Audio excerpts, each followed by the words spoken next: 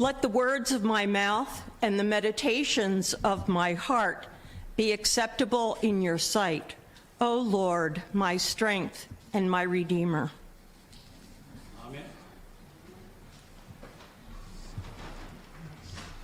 So I'm going to make reference to a couple of readings, which you didn't hear this Sunday, but altogether, there are really quite a bit of readings that we have. In the Old Testament reading, we see David dancing in ecstasy at the head of a procession, bringing the Ark of the Covenant into Jerusalem. This is his new established seat of power and authority. This act centralizes both the political and the religious power in Jerusalem and into the hands of the King David. This section read today from the letter to the Ephesians is a glorious homage to God the Creator, a celebration of God's divine nature of love, and a proclamation that God's plan encompasses all in its breadth. Ephesians begins with a cosmic explosion of the bounty God showers upon the universe. Without even being asked, it showers upon us. And in our gospel reading, well, this is pretty gruesome. We have the beheading of John the Baptist, and it's described in gory detail. The story reads like the Red Wedding script from the Game of Thrones. Do you remember the scene if you've been following that series? It's early in the first season. It comes at that point when you think you finally understand the massive cast of characters, who they are, who's related to who has power, who doesn't. And then at this wedding celebration, they're all slaughtered in one scene, one episode. And you're like, what? So, and that's pretty much the way John met his death. I hate to say it, but somehow all these disparate readings came together for me. And I'm hesitant to say that because Father is always telling us, don't try to do all three readings in one Sunday. You'll just mess the whole thing up. And I was like, okay, I won't do that, will I? But I'm afraid I'm falling into hubris because I'm going to try it. The great sin of pride. That thought because I'm going to return to it a little bit later in my sermon today. In reading from 2 Samuel, David and all the house of Israel were dancing before the Lord with all their might, with songs and lyres, with harps and tambourines and castanets and cymbals. A joyous, gracious celebration to welcome the ark, the symbol and seat of God, into its new home in Jerusalem. There is only one line that sets up discord in this joy-filled festivities. Line 16.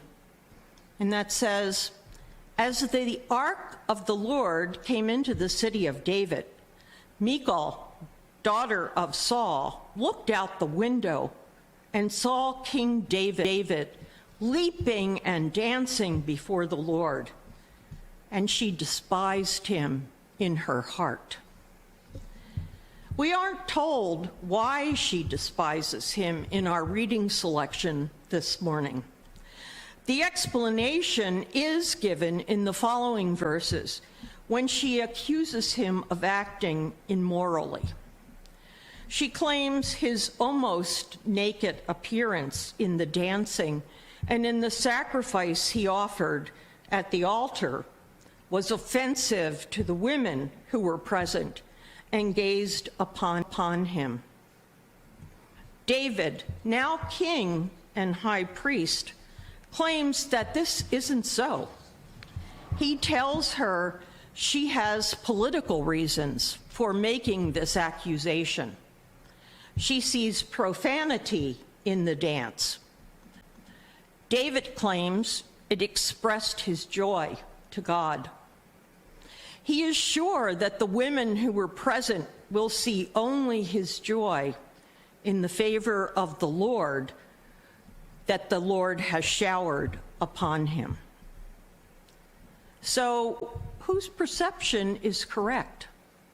Was David dancing with ecstasy or wanton extravagance?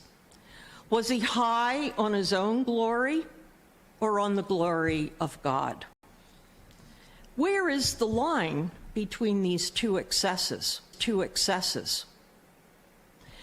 In the story of the death of John the Baptist, we are given a clear example of where a human king passes over the line of praise into immorality. Herod isn't really a king. He's a tetrarch, a king-like position appointed by the Roman occupiers of Galilee. He has no independent power. He aspires to the power of a king, but cannot attain that status without Roman authority. The people of Galilee see him as a Roman puppet, a Hellenized Jew who is very distant from his Jewish religious roots. At Herod's court, those in attendance are gossiping about the latest prophet, this Jesus, who's emerging in the countryside among the people. They are speculating about who he is. Some say he's Elijah or some other old prophet of the past, known for causing trouble. Others say he's John the Baptist, reincarnated. Herod believes this version because he feels deep guilt and shame for John's death. He believes it is truly John whom he be dead. The story then takes us into a flashback to the day of John's death. It describes the birthday banquet Herod held for himself and the elite of Galilean society. At the banquet, a young girl, the daughter of Herod's wife, Herodias, dances for Herod and his guest. Herod is so pleased and emotionally moved by her performance, he promises her anything that she desires, even half his kingdom. Well, remember that Herod doesn't own a kingdom, Rome does. So this promise is really an empty gift, a boast he cannot grant. He makes a pledge in front of the very people he's trying to impress with his hospitality and largeness. The girl asks her mother, a sworn enemy of John, what she should request. It is Herodias who suggests she ask for the head of John the Baptist on a platter. Herod is backed into a corner by his wife's cleverness and his own excessive claims. He cannot back down on his oath in front of these influential people, even though he believes John is a righteous and holy man. He recognizes that John's public statements have been detrimental to his reputation, and a possible threat to his power to keep his hand on the people of Galilee. But he also has been touched by John's preaching. It stirred something in him, perhaps that grace that God showers down on all of us. In the end, Herod caves in to the pressure of the untenable situation he has placed himself in. And John said, gets delivered to the birthday banquet.